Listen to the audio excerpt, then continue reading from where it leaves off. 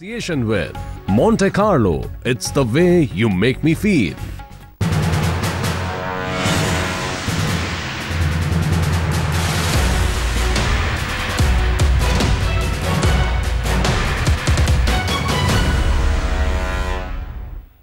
आप देख रहे हैं स्पेशल रिपोर्ट न्यूज रूम से, आपके साथ मैं हूं अंजना ओम कश्यप। दिल्ली के मुख्यमंत्री अरविंद केजरीवाल ने ऑड इवन प्लान पर दिल्ली को दौड़ा तो दिया, लेकिन इंतजाम नाकाफी होने की वजह से दिल्ली हाफ गई। इधर विजय गोयल बीजेपी नेता ने ठान लिया था कि आज तो हर हाल में नियम तोड़ेंगे। तोड़ा भी गोपाल राय, पहुंचे परिवहन मंत्री दिल्ली सरकार गुलाब लेके, गोयल फिर भी नहीं माने।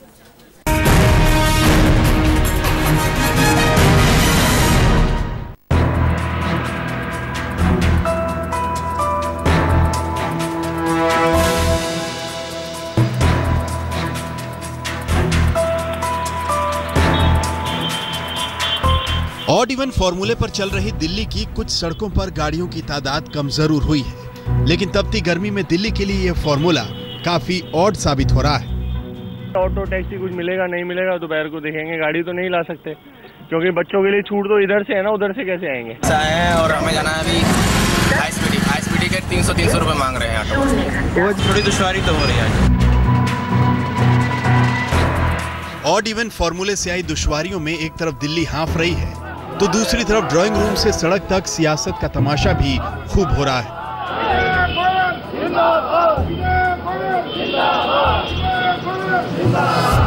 बीजेपी नेता विजय गोयल अपने ऐलान के मुताबिक इवन वाले दिन ऑड नंबर की गाड़ी लेकर सड़क पर निकल गए।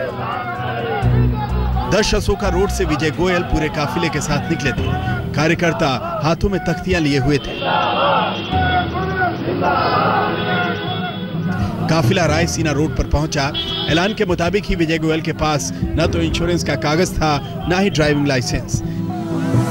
आम आदमी पार्टी के वॉलंटियर्स ने विजय गोयल को गुलाब का फूल भेंट किया और दिल्ली ट्रैफिक पुलिस ने उनका चालान काट दिया। चालान भी पूरे 3500 रुपए का।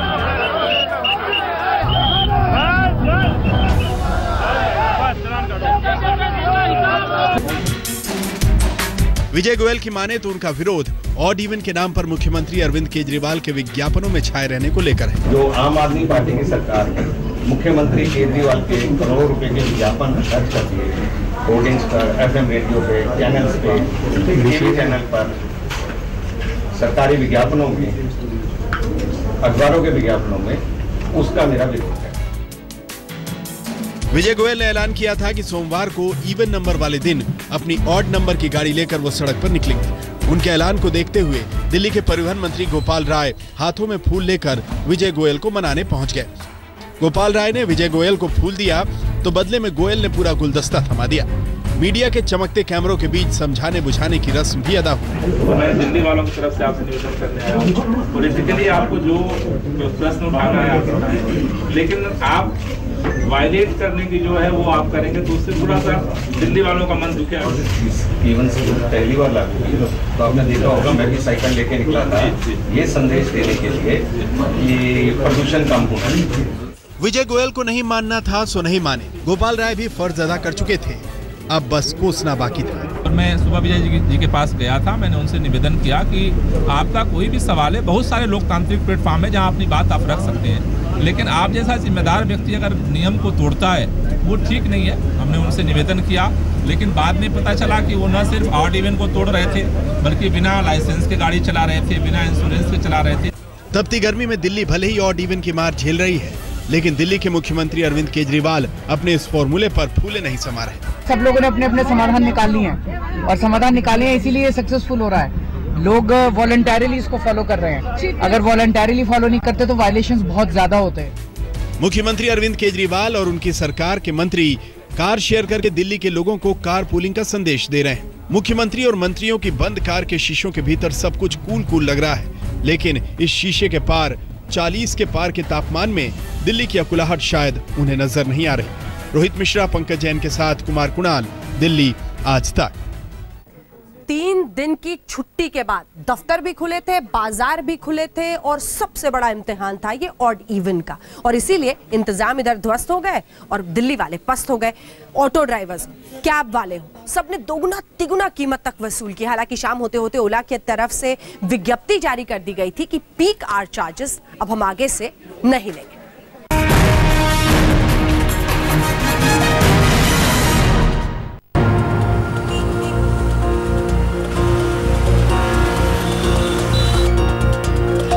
तीन दिन की छुट्टियों के बाद सोमवार को दिल्ली जब अपने कामकाज पर निकली तो अरविंद केजरीवाल सरकार के ऑड इवन पार्ट 2 के सारे इंतजामों की कलई खुल गई। दिल्ली के जो लोग सरकार के पब्लिक ट्रांसपोर्ट मुहैया करवाने के वादे पर एतबार कर बैठे थे वो बुरी तरह ठगे गए। ऑटो वाले उन्हें उनकी मंजिल तक ले जाने के लिए तैयार नहीं थे। माने तो किराया मनमाना। इस लड़की को 1 बजे पेपर देने जाना था, ऑटो वाले ने उसकी मजबूरी को 300 रुपए में भुनाया। क्या आपका पेपर है, कितने बजे है उसकी टाइमिंग और कितना वक्त हो गया आप लोगों को खड़े हुए? 15-20 मिनट हो गए हम लोगों को वेट करते हैं। 1 बजे मेरा पेपर है तो हार्डली मुझे 11 बजे तक निकलना होगा। और क्या बोल रहे हैं ये प्रीपेड वाले? कि अभी हम अरेंज नहीं कर सकते, टाइम लगेगा। इस शख्स को भी अस्पताल जाने के लिए ऑटो की दरकार थी, लेकिन आधा घंटा बीत चुका था। ऑटो वाले अंगूठा ही दिखाते रहे। आधे घंटे से कर रहा हूँ मैं हूँ और नहीं मिल रही, ऑटो वाला जा ही नहीं रहा। 1-2 ऑटो आ रहे हैं, उस पर हजारों लोग टूट रहे हैं। जितने लोग उतनी परेशानियां और उतनी दर्द की कहानियां। किसी की ट्रेन छूटी, किसी को बस नहीं मिली तो किसी के दफ्तर पहुंचने का वक्त निकल गया। 9 बजे ऑफिस शुरू होते हुए निकल चुका time. I am still at Anand Vihar. पिछले आधे घंटे 40 मिनट से खड़े हैं, क्या करें? एक्चुअल में आप आदमियों की अगर सर्वे लोगे ना सही ढंग से, नहीं कर रही पब्लिक सपोर्ट। अब मैं तो आपको प्रैक्टिकल एग्जांपल दे रहा हूँ कि मैं 300 रुपए में जाना आना मेरा हो जाता था कार में, और मैं अभी इस हालात में ना मैं 1500 रुपए खर्च करता हूँ तब भी मेरा काम नहीं हो रहा। ये नई दिल्ली रेलवे स्टेशन का हाल है। बसों में सवारियां ठूसी पड़ी हैं और बाहर ऑटो वाले मुसाफिरों की मजबूरी का फायदा उठाते हुए कई गुना किराए की मांग कर रहे हैं। ऑड इवन के दौरान ऑटो वालों को जैसे मनमानी करने का परमिट मिल गया है। सोमवार को भी लोगों की शिकायत यही रही कि ऑटो वाले अपने गंतव्य तक पहुंचाने के एवज में मुंह मांगा किराया वसूल रहे हैं। ऐसे में देखना यह होगा कि ऑड इवन को सफल बनाने की कोशिशों में लगी सरकार ऑटो वालों की इस मनमानी पे कब रोक लगाती है। ऑटो वालों का कुछ ऐसा ही रवैया आनंद विहार रेलवे स्टेशन पर भी रहा। मुसाफिर परेशान होते रहे, ऑटो वाले अरविंद केजरीवाल सरकार के वादों का मजाक बनाते रहे। आज तक का कैमरा देखा तो ऑटो छोड़कर भाग खड़े हुए। आपने कितने ऑटो वालों को पूछा? हमने कम से कम 25 ऑटो वालों को पूछा, लेकिन मतलब पहली बात कहीं जाने का नाम नहीं लिए। कईयों ने तो ऐसा किया कि ओवर चार्ज मांगे, 400, कोई 500, कोई 600। ये हाल ISBT का है। बसें टाइम पर नहीं आ रही, जो आ रही हैं वो पूरी तरह भरी हुई हैं। लोग परेशान हैं, सरकार को कोस रहे हैं। कम है, बस की फ्रिक्वेंसी कम है। मुद्रिका भी कह रहा है ना उनकी फ्रिक्वेंसी बहुत कम है। ये भैरव मार्ग का हाल है। ऑड इवन का फॉर्मूला यहाँ पूरी तरह फेल है। ऑड इवन से कंजेशन खत्म हुआ आपको लगता? नहीं हुआ। उल्टा हम सोच रहे थे आज बिल्कुल फ्री जाएंगे, एकदम कोई प्रॉब्लम नहीं। आज तो उल्टा ज्यादा प्रॉब्लम है, पता नहीं क्यों। लागू करना चाहिए ऑड इवन? नहीं करना, मतलब हम लोग यही सोच रहे थे करना चाहिए, लेकिन ये हालत देख के तो लगता है नहीं करना चाहिए। दिल्ली के भीड़ भरे ITO पर भी ऑड इवन फॉर्मूले का कोई खास फर्क नहीं दिखा। सड़क पहले की तरह ठसाठस थी। ऑड इवन दोबारा ये दिल्ली सरकार चाहती थी जनता की मांग पर, लेकिन जनता को वाकई ऑड इवन का कोई फायदा होता दिख रहा है? शायद जो तस्वीर हम आपको ITO की सड़क से दिखा रहे हैं वो तो ये कह रही होगी कि इससे कोई फायदा नहीं हुआ है। अगर मतलब पोल्यूशन नहीं, ट्रैफिक तो कम नहीं हुआ, लेकिन बस पोल्यूशन में आराम है। जाम मिल रहा है। मैं कड़कड़डूमा से यहाँ तक पहुँचा, सेम ऐसे ही तरह जाम मिल रहा है। दिल्ली सरकार के ऑड इवन पार्ट 2 का सोमवार को पहला इम्तिहान था। इस इम्तिहान में सरकार के इंतजाम नाकाफी साबित हुए और दिल्ली त्राही त्राही कर उठी। प्रियंका सिंह, रोशनी ठोकने, पंकज जैन और रवीश कुमार के साथ कुमार कुणाल, दिल्ली आज तक। दरअसल जब ऑड इवन पार्ट 1 लागू किया गया था तब स्कूल्स में छुट्टी थी, लेकिन इस बार यही सबसे बड़ी मुसीबत बन रही है अभिभावकों के लिए। बच्चों को स्कूल ले जाना, उन्हें वापस लाना, ये सबसे बड़ी दिक्कत बन रही है और मुसीबत भी इस बार।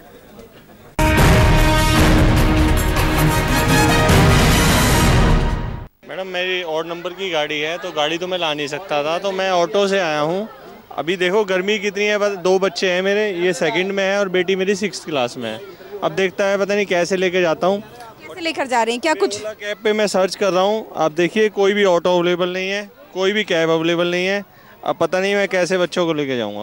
एक प्रॉब्लम फेस कर रहे हैं, अगर बच्चों को लेके जा रहे हैं और उसके बाद छोड़ के जाएंगे तो कोई उसका आंसर ही नहीं है सर उनके पास, क्या करें? नॉर्मली कैसे लेने और छोड़ने आते? गाड़ी से आता था मैम, अब स्कूटी लेके आ रहा हूँ मैं। मॉर्निंग में अगर हम 7 बजे से पहले छोड़ देते हैं फिर भी सही है, लेकिन अब जब आफ्टरनून में उन्हें लाना पड़ता है तो पुलिस वालों को, ट्रैफिक वालों को काफ़ी हद तक कन्विंस करने में मुश्किल होता है और ना चाहते हुए भी वो चालान काटने की हमारी काफ़ी कोशिश कर रही हैं। जिस हिसाब से गर्मी पड़ रही है उनको सोचना चाहिए कि क्या पोजीशन रहेगी आगे, क्या मतलब हमारी हालत, हमारी खुद हालत ख़राब हो जाती है अगर 2 मिनट पैदल चल रहे हैं। बच्चे दिन में सुबह से निकले हुए स्कूल से जब निकलेंगे दिन में कैसे आएंगे वो, उनको कोई वो है ही नहीं। मैं खड़ी ही रहूँ, मेरा बच्चा 4 बजे आएगा, मेरा घर यहाँ पे है, मुझे पास लाइसेंस नहीं है, गाड़ी कौन चलाएगा? आप बताइए कौन चलाएगा गाड़ी? क्या आप बच्चे को रोज अप डाउन करते हैं? हाँ, रोज अप डाउन करते हैं। अब गाड़ी कौन चलाएगा? या तो मैं दूसरी गाड़ी ले लूँ, है ना? फिर पोल्यूशन फ्री इंडिया हो गया, दिल्ली पोल्यूशन फ्री दिल्ली खत्म, है ना? मुझे मालूम है कि बच्चे को लेने 12 बजे आना है तो मैं 11 बजे से तैयारी शुरू कर दूंगा, लेकिन अभी तो 8:05 पे तो बजने में 5 मिनट पे तो बच्चा तैयार हो पाता है। भागदौड़ में 3 व्हीलर वाले से निगोशिएट करना बहुत मुश्किल है। इसी के साथ स्पेशल रिपोर्ट में हम रुक रहे हैं ब्रेक के लिए, लेकिन ब्रेक के उस पार आपको दिखाएंगे बिहार में बुरके वाली बॉम्ब का धमाका। देखते रहिए आप। एक बार फिर से स्पेशल रिपोर्ट में आपका स्वागत है। बिहार से आने वाली ये खबर वाकई हैरान करती है। खचाखच छपरा कोर्ट खचाखच भरे होने के बावजूद एक महिला वहां पर घुसती है, बाकायदा उसने बॉम्ब अपने अंदर फिट किया हुआ है, बुरके वाली बॉम्ब, और उसी के साथ जब धमाका वो करती है तो कुछ लोग घायल तक हो जाते हैं। एक महिला ने, एक बच्चे ने अपनी आंखों से देखा उसे।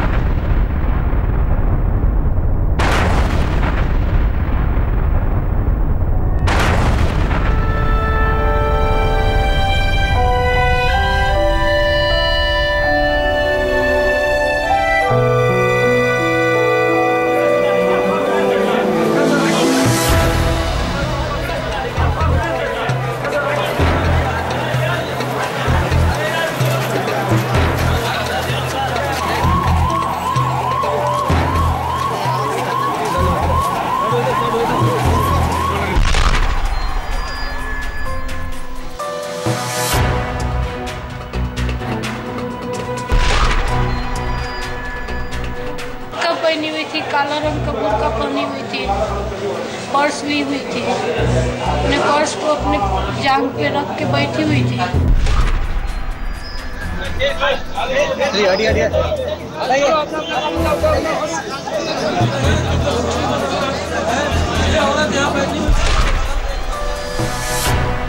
भयंकर आवाज हुआ, हम लोग आए तो एक लेडीज यहाँ जख्मी स्थिति में पड़ी हुई थी।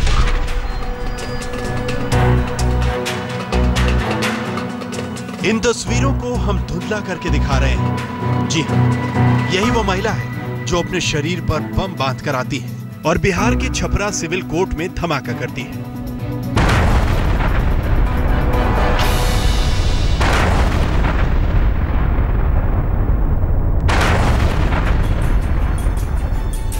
लेकिन ब्लास्ट करने के बाद भी इस महिला की मौत नहीं होती और वो बारूद में झुलसकर तड़पती हुई नजर आती है। जैसे ही छपरा सिविल कोर्ट में यह धमाका होता है, दहशत के इस धमाके से हर कोई सहम जाता है। चारों तरफ अफरा तफरी का माहौल हो जाता है। किसी को कुछ समझ में नहीं आता कि आखिर ये हुआ क्या है। कई घायल लोग बदहवास हालत में नजर आते हैं। तभी लोगों की नजर एक काला बुर्का पहने बुरी तरह घायल महिला पर पड़ी। कोर्ट में चर्चा होने लगती है कि महिला सुसाइड बॉम्बर ने धमाका किया है। यह खबर वाकई हैरान और परेशान करने वाली थी। एक तो महिला सुसाइड बॉम्बर और वो भी सिविल कोर्ट परिसर में। खबर बिहार ही नहीं पूरे देश में फैल जाती है। प्रथम दृष्टया नजर आता है हम लोगों को कि वो सुसाइडल बम थी। तभी कोर्ट परिसर में पड़ी एक और घायल महिला दिखाई देती है।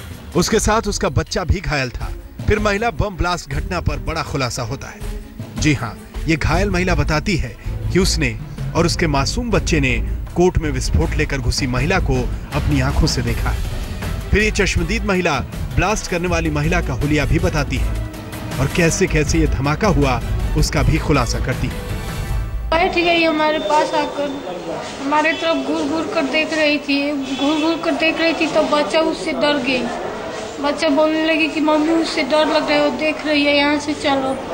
फिर मैं इसको समझाई कि चलती हूँ। दूध पीने के लिए जिद की। मैं दूध पिलाने के लिए सीट नीचे किया, तब तक विस्फोट हो गया। बुर्का पहनी हुई थी, काला रंग का बुर्का पहनी हुई थी, पर्स ली हुई थी। अपने पर्स को अपने जांघ पे रख के बैठी हुई थी। आज हम आपको छपरा सिविल कोर्ट में महिला बम धमाके का पूरा सच दिखाएंगे। आखिर कोर्ट में विस्फोटक लेकर घुसने वाली महिला कौन है और ब्लास्ट करने वाली इस महिला का मकसद क्या था, उसके टारगेट पर कौन था, आखिर कैसे ये महिला छपरा सिविल कोर्ट में विस्फोटक लेकर दाखिल हो गई।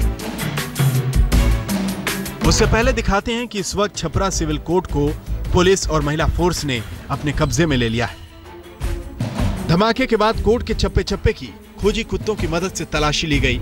सवाल यहाँ सुरक्षा के उठ रहे हैं। बिहार में कानून व्यवस्था को लेकर सवाल तो पहले ही उठ रहे थे, अब एक महिला का कोर्ट में घुसकर धमाका करना सुरक्षा में बड़ी चूक की गवाही भी दे रहा है। छपरा से आलोक जायसवाल के साथ आज तक ब्यूरो। छपरा की अदालत में इस वक्त दहशत का सन्नाटा पसरा हुआ है। सब समझने की कोशिश कर रहे हैं कि आखिर ये महिला आई कैसे, कैसे इसने ये धमाका किया। आइए आपको दिखाते हैं ये रिपोर्ट। बाइक पर सवार होकर ये वहां पर पहुंची थी, कैसे अचानक ये धमाका हुआ। कुछ लोगों से बातचीत भी की है इसने वहां।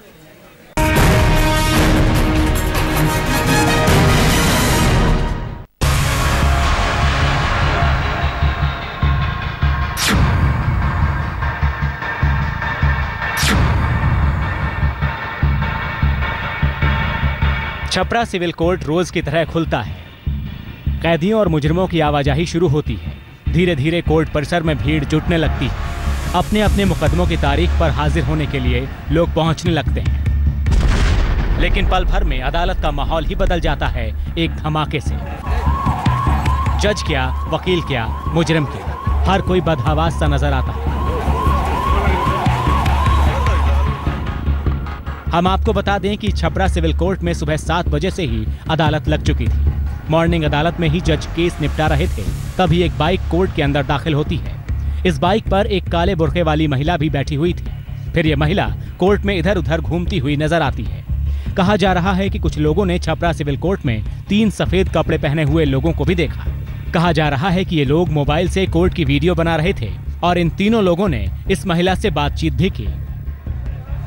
लेकिन कोर्ट में किसी को भी ये रत्ती भर भी भनक नहीं लग पाती कि इस महिला के पास विस्फोटक है और ये कोर्ट में धमाके के इरादे से आई है।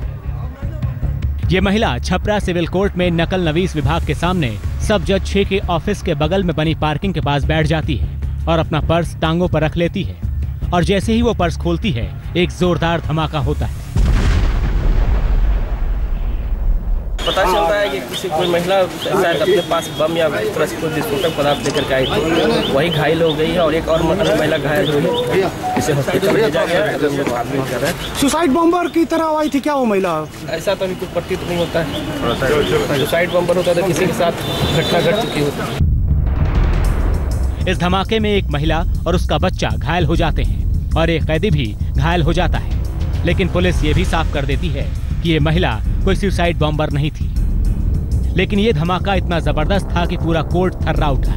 धमाके के फौरन बाद पुलिस की टीम कोर्ट परिसर पहुंच गई और धमाका करने वाली महिला को भी अस्पताल में भर्ती कराया। कहा जा रहा है कि ये महिला विस्फोटक अपनी टांगों में बांध कर लाई थी, लेकिन उसके शरीर पर बंधा विस्फोटक गलत वक्त पर फट गया और खुद ये महिला इस धमाके में बुरी तरह घायल हो गई। विस्फोट करने वाली महिला की हालत को गंभीर देखते हुए उसे पटना भेज दिया जाता है। अब पुलिस इस महिला की पड़ताल करती है और खुलासा होता है कि बम बांध कर आने वाली महिला का नाम खुशबू कुमारी है। लेकिन सवाल यहाँ सबसे बड़ा ये है कि खुशबू कोर्ट में बम लेकर क्यों पहुंची। हम आपको खुशबू का अतीत भी बताएंगे। फिलहाल लोग ये भी कह रहे हैं कि ये किसी बड़ी घटना की रिहर्सल हो सकती है और पूरी साजिश के तहत खुशबू कोर्ट में विस्फोटक लेकर पहुंची। पुलिस की जांच अभी जारी है। छपरा से आलोक जायसवाल के साथ आज तक ब्यूरो। और लेडी बॉम्ब खुशबू पर यह खुलासा देखकर और भी हैरान रह जाएंगे। खुशबू ने ऐसा पहली बार नहीं किया है, इससे पहले भी अदालत में वो इसी तरह से धमाका कर चुकी है। क्या है कोर्ट में धमाके से खुशबू का कनेक्शन?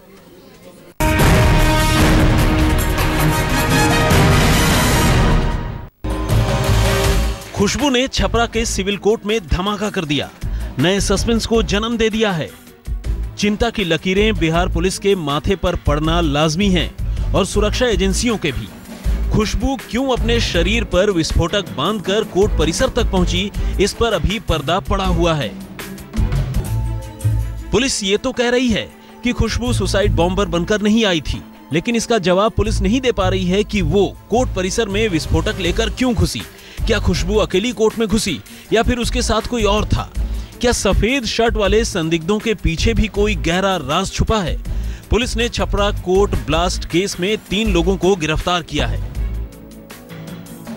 और अब आपको खुशबू का सच भी बताते हैं।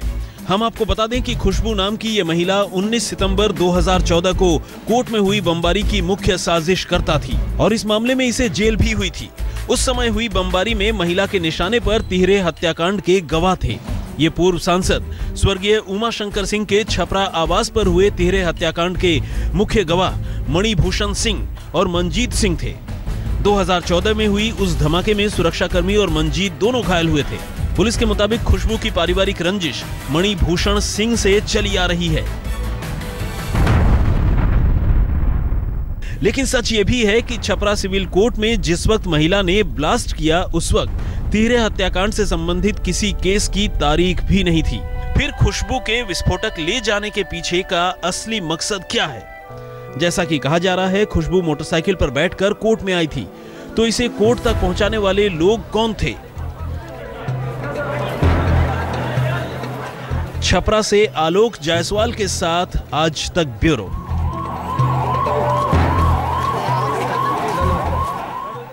इधर बिहार में लेडी बॉम्ब, उधर दिल्ली में अप्रैल में भेजा फ्राई, बल्कि देश के कई हिस्सों में गर्मी से अप्रैल में ही भेजा फ्राई। जी हाँ, जरा सोचिए क्या हालत है दिल्ली वालों की। 44 डिग्री तापमान पहुंच चुका है और वैज्ञानिक कह रहे हैं कि अभी तो गर्मी शुरू हुई है, पहाड़ों पर पानी सूख रहा है।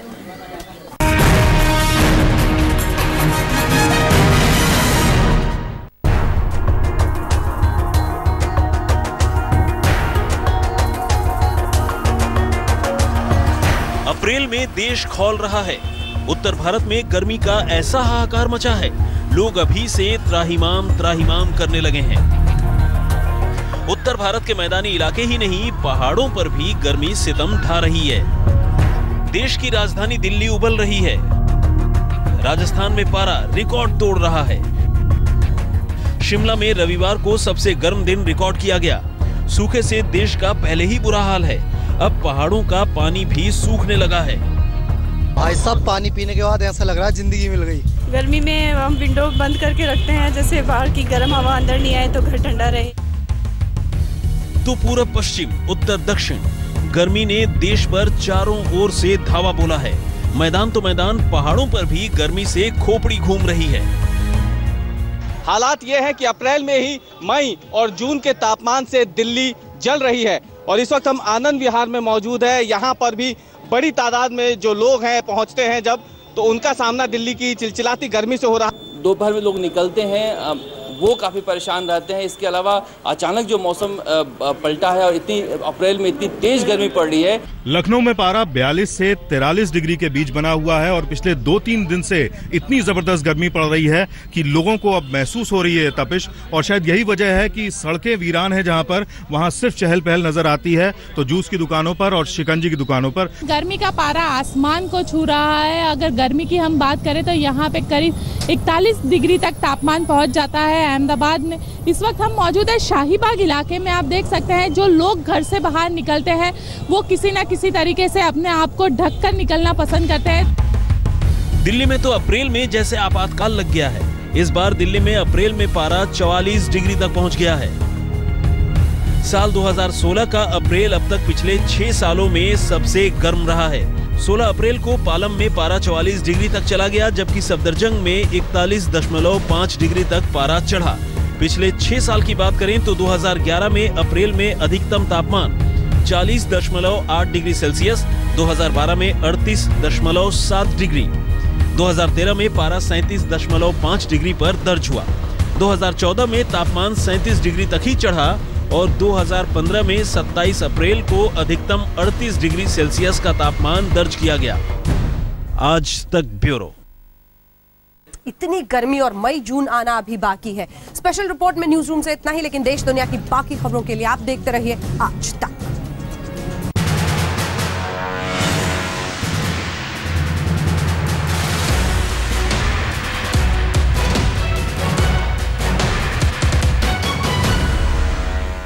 गुजरात के मेहसाणा में पाटीदार समाज की जेल भरो आंदोलन के दौरान भड़की हिंसा के बाद शहर में कर्फ्यू लगा दिया गया है।